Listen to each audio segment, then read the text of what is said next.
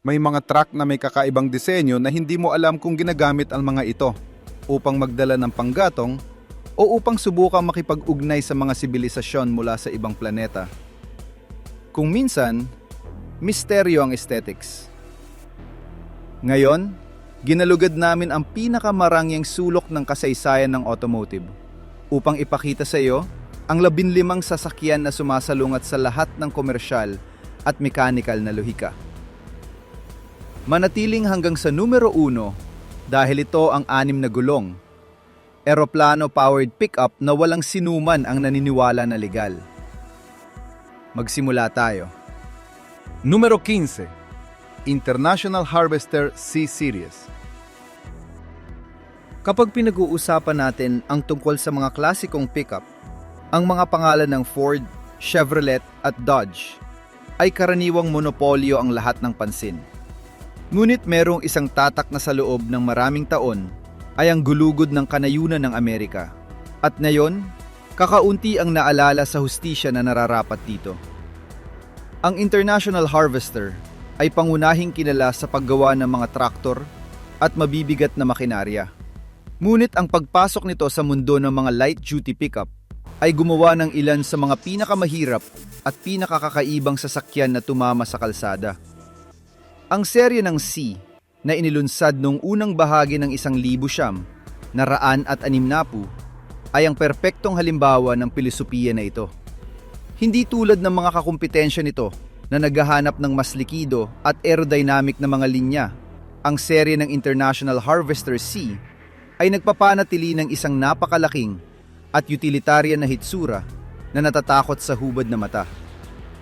Ang dahilan kung bakit bihira ito ay ang panluog na engineering ito.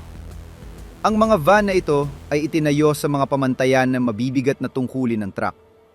Ang mga makina nito, na kilala bilang V304 at V345, ay hindi idinisenyo para sa bilis. Ngunit upang mapanatili ang pare-pareho ang metalikang kwintas sa loob ng mga dekada nang hindi nangangailangan ng isang kumpletong muling pagtatayo. Ang C-Series ay nag-aalok ng mga pagpipilian na abuti ng maraming taon upang gawing pamantayan sa mga karibal, tulad ng factory-integrated all-wheel drive na may isang ruggedness na pinapayagan itong tumawid sa lupain kung saan ang isang kontemporaryong Ford ay natigil na. Numero 14. Powell Sportwagon. Kung hahanapin mo ang kahulugan ng salitang bihirang sa diksyonaryo ng automotive, malamang na makakahanap ka ng isang larawan ng Powell Sportwagon mula sa kalagitnaan ng 50 taon. Ito ay marahil isa sa mga pinaka-hindi ka panipaniwala na kwento ng entrepreneurship at recycling sa industriya. Ang magkapatid na Powell na nakabase sa California ay nagpasya na lumikha ng isang pickup na matipid at gumagana sa isang panahon, kung kailan ang mga presyo ng mga bagong kotse ay mabilis na tumataas. Ang ginawa nila ay isang bagay na hindi pa nakikita dati. Bumili sila ng libu-libong ginamit na Plymouth chassis mula sa huling bahagi ng 1940. Ganap na nga ibalik ang mga ito at nagtayo ng isang ganap na bagong katawan ng bakal at fiberglass sa tuktok ng mga ito. Ang resulta ay ang Sportwagon, isang truck na tila nauna sa oras nito sa malinis na mga linya at konsepto ng sasakyan sa libangan. Ang isa sa mga pinakakakaiba at pinaka-cool na tampok ng pickup na ito ay isang nakatagong kompartimento sa likod na dumulas tulad ng isang mahabang drawer palabas, partikular na idinisenyo upang mag-imbak na mga pang-inisda o mahabang tool nang hindi kumukuha ng puwang sa taxi o pangunahing kahon. Mga 1,200 unit lamang ang ginawa sa pagitan ng 1,954 at 1,956 bago isinara ng kumpanya ang mga pintuan nito. Dahil ginamit nila ang mga mechanical na sangkap ng Plymouth, madali silang ayusin. Ngunit ang kanilang natatanging katawan ay nagdusa ng husto sa paglipas ng panahon. Numero 13. Studebaker Champ. Ang tatak ng Studebaker ay palaging kilala para sa mga avant-garde na disenyo nito na madalas na iniwan ng publiko na nalilito. At ang Champ pickup ay walang pagbubukod. Inilunsad noong 1960, ang Champ ay isang desperadong pagtatangka ng isang kumpanya na naubusan ng pondo upang manatiling may kaugnayan sa merkado ng pickup truck. Ang solusyon sa engineering ay kakaiba at epektibo. Kinuha nilang harap na seksyon ng kanilang compact sedan, ang Studebaker Lark. Pinutol ito sa kalahati at ikinakabit ito sa isang mabigat na tungkulin na sasis ng pickup truck na may bakal na kama sa likuran. Ang halo na ito ay nagbigay sa Champ ng isang natatanging hitsura dahil ang interior ay mas komportable at pino kaysa sa anumang iba pang nakikipagkumpetensya na pickup. Mayroon itong dashboard ng isang pampasaherong kotse, mas malambot na upuan, at isang biyahe na parang mas malapit sa isang kotse kaysa sa isang truck ng trabaho. Sa kabila ng kanyang hybrid na pinagmulan, ang Champ ay isang walang pagod na manggagawa. Magagamit ito sa 6 na silindro na makina at din sa malakas na 8 silindro na makina ng Studebaker na sikat sa kanilang tibay.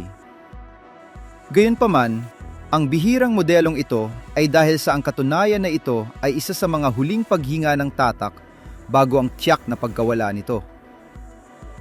Ang produksyon ng Champ ay limitado at maraming mga mamimili sa oras na yon ay nag-iingat sa isang truck na mukhang napakabait sa labas. Ang hindi nila alam ay ang istrukturang ito ay may kakayahang makayanan ang mga pang-aabuso na sisirain ang mas malalaking modelo. Ngayon, ang Studebaker Champ ay naalala bilang tagapagpauna ng mga modernong pickup na inuuna ang kaginhawahan ng driver nang hindi isinasakripisyo ang kapasidad ng kargamento. Ito ay isang sasakyan na ipinanganak mula sa pangangailangan at kakulangan ng budget. Ngunit natapos ang pagdidikta nang hindi nalalaman ang hinaharap ng isang buong segment ng automotive.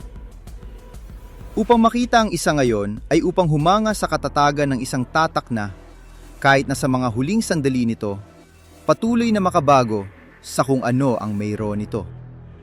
Numero 12. Chevrolet Cameo Carrier.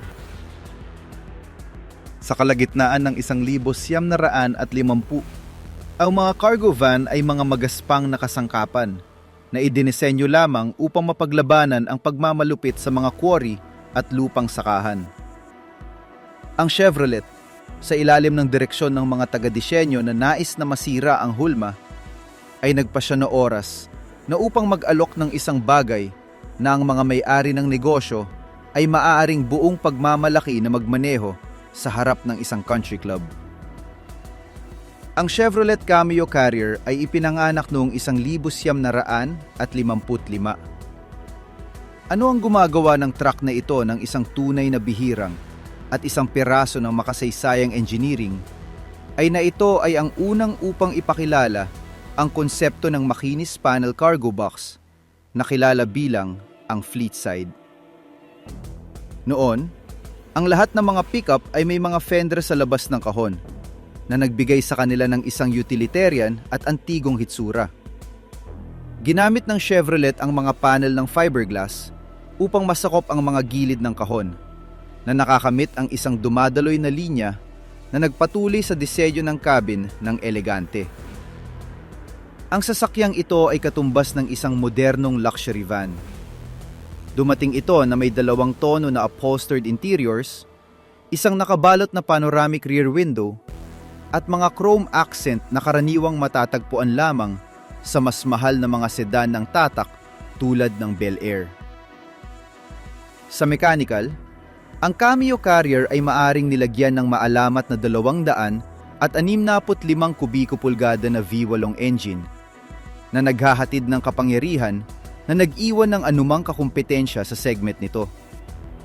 Sa kabila ng kagandahan nito, ito ay isang komersyal na kabiguan sa oras na yon dahil ang presyo nito ay halos 30% na mas mataas kaysa sa isang karaniwang pickup truck. Ang mga manggagawa noong panahong yon ay hindi handang magbayad ng dagdag para sa fiberglass na maaring gasgasan sa pang-araw-araw na trabaho. Ngayon, bihira ang kanyang ganap at ito ay itinuturing na lola ng lahat ng mga modernong luxury van. Ito ay isang hiyas na nagpapatunay na ang estilo at lakas ay maaring magkasamang umiiral sa parehong sasis. Número 11. Hudson Pickup. Kapag iniisip natin ang tatak ng Hudson, ang unang bagay na naiisip ay ang mga tagumpay nito sa mga unang karera ng kategorya ng NASCAR na may mababang sentro ng gravity sedan. Gayunpaman, noong 1946, inilunsad ni Hudson ang isa sa mga pinaka-hindi pangkaraniwan at advanced na mga pickup pagkatapos ng digmaan sa merkado. Ang Hudson pickup ay hindi isang inangkop na truck, ngunit literal na itinayo sa pinahabang chassis ng isang marangyang sedan. Binigyan ito ng isang tampok na walang ibang truck sa oras na iyon ang maaaring managinip. Isang independenteng suspensyon sa harap. Habang ang mga driver ng Ford at Chevrolet ay tumatalon sa kanilang mga upuan tuwing natamaan nila ang isang bump dahil sa kanilang matigas na axle, ang isang may-ari ng Hudson ay nasisiyahan sa isang makinis na pagsakay na maihahambing sa isang limousine. Ang disenyo nito ay pantay na marangya, na may isang napakalaking front grille na puno ng mga chrome bar at fender na organikong isinama sa mga pintuan sa harap. Ang interior ay isang display ng kaginawahan na may mataas na kalidad ng mga materyales at isang dashboard na mukhang isang bagay mula sa isang marangyang eroplano. Sa ilalim ng hood, itinago nito ang isang inline na 6 na silindro na makina na kilala sa pagiging makinis nito at kakayahang mapanatili ang mataas na bilis ng paglalakbay nang walang kahirap-hirap. Ang bihirang Hudson pickup ay dahil sa ang katunayan na nagpasya ang kumpanya na unahin ang produksyon ng mga pampasaherong kotse nito na gumagawa ng napakakaunting mga unit ng kargamento bawat taon. Numero 10. Ford Skyliner Pickup. Ang kasaysayan ng pickups ay puno ng mga modelo na hindi kailanman nakarating sa mass production o nanilika para sa mga tukoy na merkado na may halos pang eksperimentong mga pagsasaayos. Ang isa sa mga pinakakagiliw-giliw na kaso sa mundo ng Ford ay ang pagkakaroon ng mga variant na pinaghalo ang teknolohiya ng retractable hardtop sa cargo bed. Noong huling bahagi ng 1950, nag-eksperimento si Ford sa ideya ng mga pickup truck na maaring mabago ayon sa mga pangangailangan ng panahon at estilo ng driver. Kahit na ang pangalan ng Skyliner ay sikat para sa sedan na may isang metal na bubong na nakatago sa trunk, may mga prototype at limitadong mga conversion sa pag-export, lalo na sa mga merkado tulad ng Australia na may estilo ng Ute, na hinamon ng ideya ng kung ano ang dapat na isang gumaganang Ford.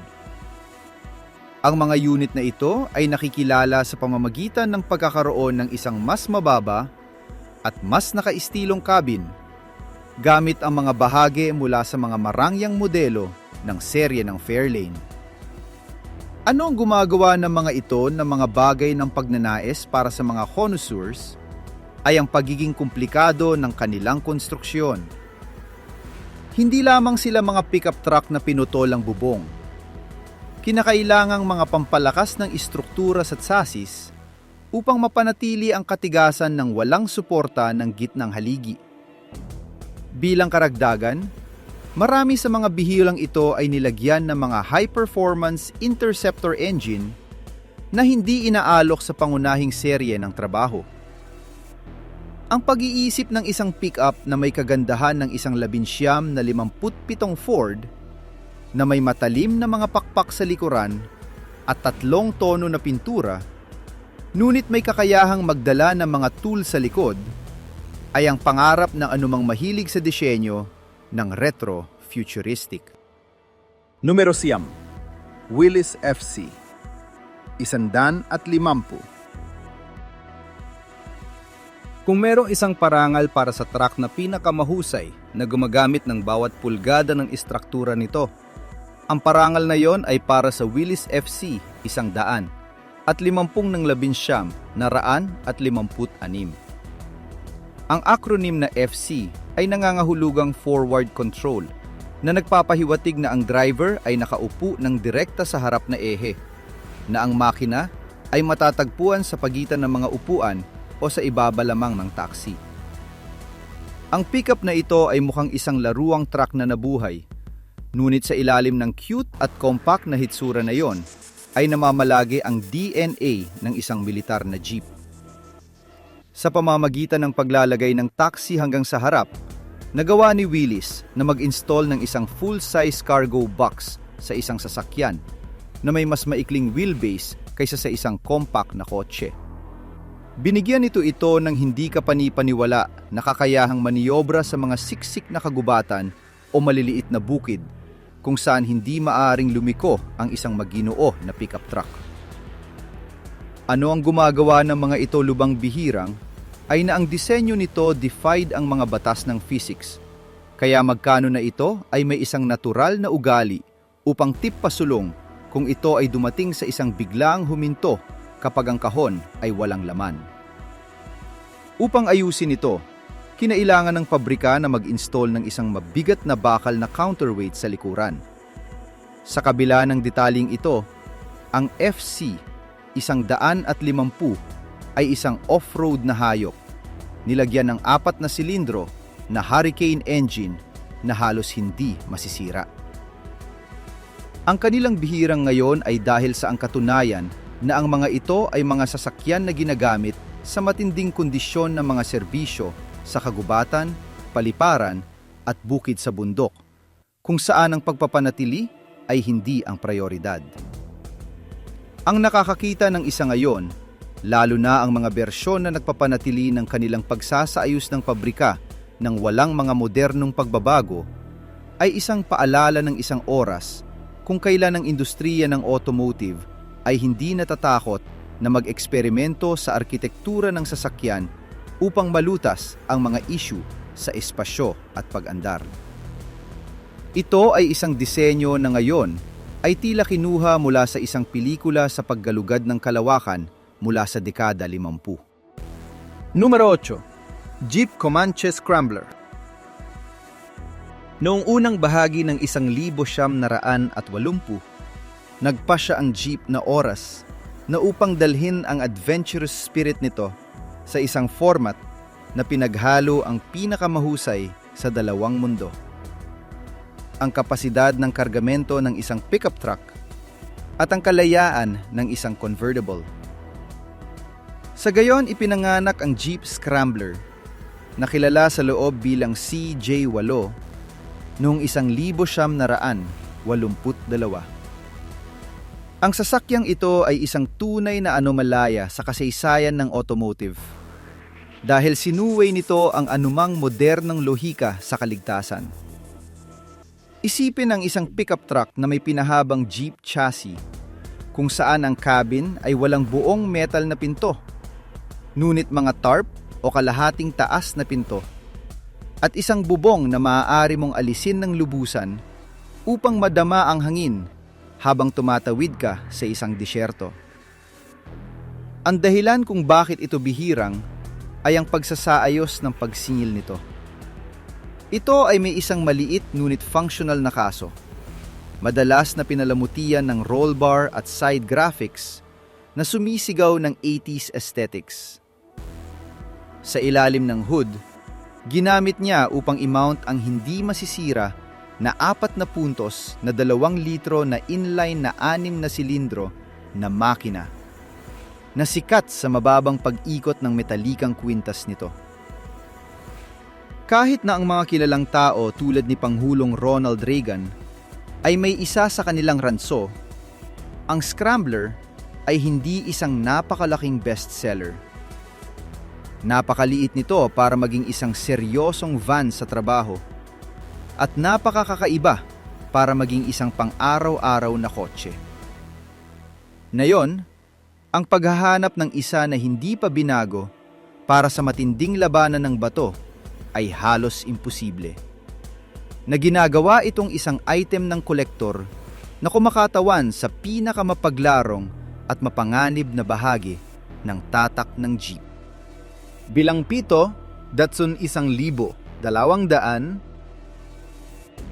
Habang sa Estados Unidos, ang mga truck ay lumaki sa laki at pagkonsumo, mula sa Japan ay dumating ang isang panukala na mukhang isang laruan. Ngunit sa huli ay lupigin ang pinakaliblib na sulok ng planeta. Ang Datsun, 1,200 ng seryeng B, 110 ay ang kahulugan ng maximum na kahusayan. Ang bihirang ito ay hindi nagmumula sa isang futuristic na disenyo, ngunit mula sa kamanghamanghang kahabaan ng buhay at lakas nito. Nilagyan ng isang A-series engine na may 1 punto lamang at 2 litro. Ang maliit na higante na ito ay naghatid ng higit sa 60 lakas kabayo. Gayunman, napakababa ng bigat nito, kaya nitong magdala ng halos kalahating tonelada nang hindi nagrereklamo. Ito ang sasakyan na nagpapatakbo ng karamihan sa Latin America at timog silang ang Asya, na pinahahalagahan ng mga mekaniko na maaaring ayusin ito gamit ang isang distornilyador at isang pares ng mga pangunahing wrenches. Ano ang ginagawang espesyal para sa mga mahilig na yon ay ang kanyang mechanical na kadalisayan. Wala itong power steering, walang power preno, at ang rear-wheel drive nito ay ginagawang isang nakakagulat na masaya na platform upang magmaneho. Sa maraming mga bansa, ang mga truck na ito ay pinagsamantalahan hanggang sa pagkaubos sa mga merkado ng prutas at mga lugar sa kanayunan. Kaya ang paghahanap ng isang specimen sa isang estado ng pagpapakita ay tulad ng paghahanap ng isang karayom sa isang tambak ng dayami. Ito ang patotoo ng isang panahon kung saan mas kaunti ang higit pa at kung saan pinatunayan ng Japanese engineering na hindi mo kailangan ng walang silindro na makina upang ilipat ang ekonomiya ng isang buong bansa. Numero 6. Shelby Dodge Dakota. Noong 1989, ang maalamat na si Carroll Shelby, ang taong naglagay ng Ford sa mapa ng internasyonal na karera, ay nagtakda ng kanyang mga paningin sa isang hindi inaasahang segment: mid-size pickup trucks. Ang Dodge Dakota noong panahong iyon ay isang masunurin ngunit nakakainip na sasakyan. Nagpasya si Shelby na ang recipe para sa pagpapabuti nito ay simple ngunit radikal. Presyon ng 5 puntos, 2 litro na V8 engine sa isang kompartimento na orihinal na idinisenyo para sa 4 at 6 na silindro na makina. Ito ang kauna-unahang high-performance pickup ng modernong panahon. Upang gawing magkasya ang malaking block, kinailangan ni Shelby na palitan ang mechanical na fan ng makina ng 2 electric fan, isang makabagong solusyon para sa oras. 1,500 unit lamang ang ginawa, na ginagawang isa sa mga pinakalimitadong pickup sa kasaysayan. Hindi lamang ito tungkol sa kapangyarihan. Ang Shelby Dakota ay may natatanging puti o pulang pintura na may pandekorasyon na guhitan, espesyal na gulong ng haluang metal, at isang interior na may sagisag ng Shelby na bordado sa mga upuan. Bagaman sa pamamagitan ng mga pamantayan ngayon, ang 175 lakas kabayo nito ay tila maliit. Noong 1989, ito ay isang tunay na bala na maaaring mapahiya ang maraming mga sports car sa mga ilaw ng trapiko. Ito ang eksperimento na nagbigay daan para sa lahat ng mga SUV na darating pagkatapos, na nagpapatunay na ang apelyido ng Shelby ay maaaring gawing isang adrenaline machine ang anumang tool sa trabaho. Numero 5. GMC Cyclone. Kung pag-uusapan natin ang tungkol sa mga sasakyan na lumabag sa itinatag na kaayusan, ang GMC Cyclone ng 1990 Isa ay tumatagal ng lahat ng mga karangalan. Sa isang mundo kung saan ang mga pickup ay mabagal at maingay, nagpasya ang General Motors na lumika ng isang halimaw. Sa ilalim ng compact na itim na hitsura ng pickup ay isang 3 litro na 4 na puntos na V6 engine na may isang Mitsubishi turbocharger at isang likidong sistema ng paglamig ng hangin. Ang resulta ay isang kapangyarihan ng 280 lakas kabayo at isang permanenteng all-wheel drive system na ipinamamahagi ang puwersa ng perpekto sa aspalto. Ang Cyclone ay napakabilis na. Sa mga pagsubok ng mga dalubasang magasin ng oras, nagawa nitong talunin ang isang Ferrari ng 348 sa isang karera ng acceleration. Ito ang unang truck na nilagyan ng anti-lock preno sa lahat ng 4 na gulong. Isang bagay na hindi naririnig para sa segment nito. Ang bihirang ito ay maalamat dahil halos 3,000 unit lamang ang ginawa at ang paggamit nito ay mahigpit na limitado sa kalsada. Sa katunayan, nagbabala ang isang decal sa taxi na hindi ito dapat gamitin sa labas ng semento o magdala ng mabibigat na bagay dahil ang suspensyon nito ay nakatune ng eksklusibo para sa bilis at pagkakahawak sa cornering. Ang Cyclone ay hindi isang pickup truck para sa trabaho. Ito ay isang precision weapon na idinisenyo upang takutin ang mga may-ari ng sports car. Ngayon, ito ay itinuturing na banal na grail ng mga truck ng dekada 90. Isang kahanga-hangang pagkakamali sa engineering na hindi kailanman naulit ng may gayong kadalisayan. Numero 4. Subaru Brat. Noong huling bahagi ng 1970, ang merkado ng US ay nagpataw ng isang mabigat na 25% na taripa sa mga na-import na light truck na kilala bilang buwis sa manok. Upang maiwasan ang labis na gastos na ito, gumawa si Subaru ng isang solusyon na kasing talino at mapanganib. Ang 1978 Subaru Brat ay talaga isang sedan turned van, ngunit may isang natatanging detalye. Nag-install sila ng 2 likuran na kaharap plastik upuan sa cargo box. Sa pagdaragdag ng mga upuang ito, ang sasakyan ay legal na tumigil sa pagiging isang cargo van at naging isang pampasaherong kotse, kaya umiwas sa mamahaling buwis. Ang mga upuang ito ay may mga side handle na katulad ng sa roller coaster dahil ang pagsakay doon habang gumagalaw ang sasakyan ay isang matinding karanasan. Higit pa sa legal na pag-usisa na ito, ang Brat ay isang pambihirang makina na may 4 na gulong na drive at isang boxer engine na nagbigay sa kanya ng isang napakababang sentro ng grabidad. Kahit na ngayon ang mga pamantayan sa kaligtasan ay magiging imposible na gumawa ng isang bagay na katulad, ang Brat ay nananatiling isang icon ng malikhaing paghihimagsik sa harap ng mga regulasyon ng gobyerno. Numero 3. Lamborghini LM 202. Bago pa man umiral ang Urus, gumawa si Lamborghini ng isang sasakyan na tila idinisenyo para sa katapusan ng mundo. Ang proyekto ay nagsimula bilang isang prototype ng militar, ngunit tatapos na naging LM002 na binansagang Rambo Lambo.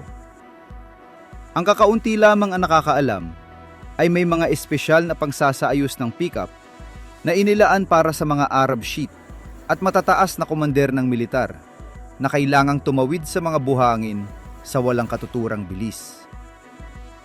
Sa ilalim ng malaking bonnet sa harap ay ang parehong V12 engine ng maalamat na Lamborghini Countach na nagpapahintulot sa mga ito na ilipat ang halos 3 tonelada ng timbang na may malupit na puwersa. Upang pakainin ang hayop na ito, ang tangke ng gasolina ay may kapasidad na halos 300 litro. Ito ay isang labis na sasakyan na may malawak na gulong na eksklusibo na dinisenyo ni Pirelli upang makalutang sa buhangin ng disyerto. Ang kanilang bihirang ay ganap, at upang makita ang isa sa mga van na ito na may maliit na kahon ng kargamento na bukas, ay upang masaksihan ang isa sa mga pinakakakaiba at pinakakaakit-akit na sandali sa kasaysayan ng tatak ng Italia.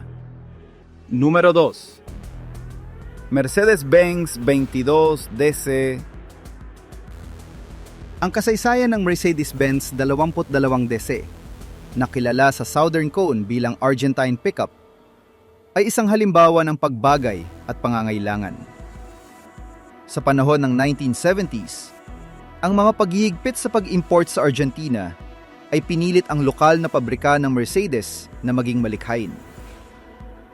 Gamit ang sasis ng matatag na double sedan 115 bilang isang base, gumawa sila ng isang marangyang truck na hindi umiiral kahit saan pa sa mundo opisyal. Ang mga pickup na ito ay napanatili ang kaginhawahan at kagandahan ng dashboard ng isang Mercedes-Benz. Ngunit may isang kahoy o metal na kahon ng kargamento na maayos na isinama sa bodywork. Bilagyan sila ng maalamat na diesel engine ng tatak na sikat sa higit sa 1,000,000 kilometro nang walang pangunahing pagkukumpuni. Ang mga ito ay mga sasakyan na ginagamit ng mga may-ari ng ranso at mga negosyante na nais ang utility ng isang truck nang hindi tinatanggihan ang katayuan ng three-pointed star. Ngayon, ang mga ito ay labis na coveted piraso sa Europa, kung saan ang mga kolektor import ang mga ito mula sa South America upang ipakita ang mga ito bilang isa sa mga bihirang varyang kailanman upang magdala ng Mercedes sa gisag. Número 1. Dodge Lil Red Express. Noong 1978, isang butas ang nagpahintulot sa Dodge na lumikha ng pinakamabilis na sasakyan ng produksyon sa Estados Unidos, na lumampas kahit na ang Corvette ng taong iyon. Ang Dodge Lil Red Express ay hindi isang maginoo na truck. Ito ay isang high-performance na truck na may isang hindi mapag-aalinlanganan na aesthetic.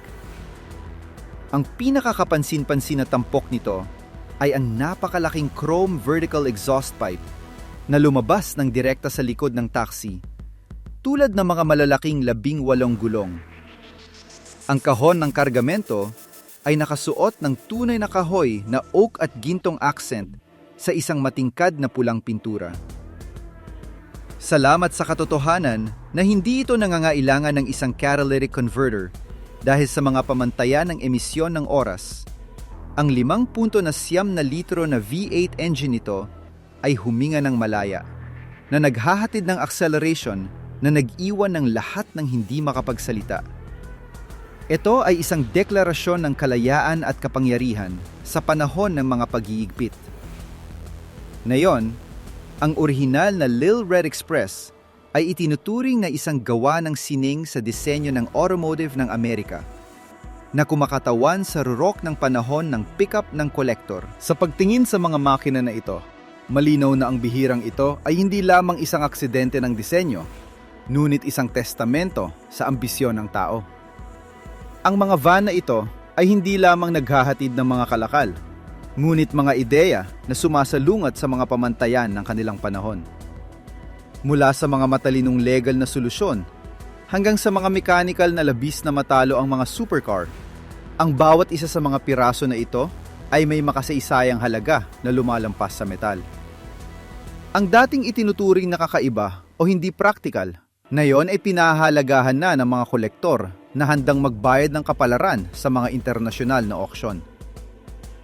Ang pagmamayari ng isa sa mga makina na ito ay hindi lamang pagkakaroon ng transportasyon. Ito ay ang pagiging tagapag-alaga ng isang hindi maulit na sandali sa engineering.